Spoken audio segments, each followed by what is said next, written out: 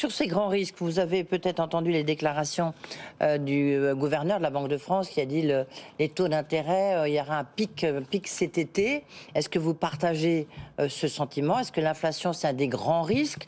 Bruno Le Maire, tout à l'heure, a une expression en disant les taux d'intérêt, c'est la gueule de bois pour 2023.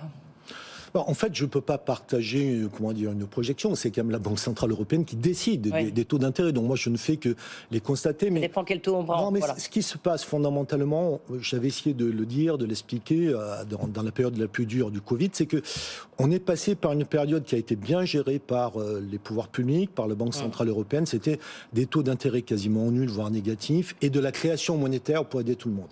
Il fallait sortir de cela. Sinon, vous créez de l'inflation monétaire et vous dégradez la devise, l'euro, par rapport au reste du monde. La sortie était programmable. Elle est aujourd'hui, entre guillemets, trop vive, elle est trop rapide parce qu'il y a une brutalité accélérée par les autres chocs dont je viens parler.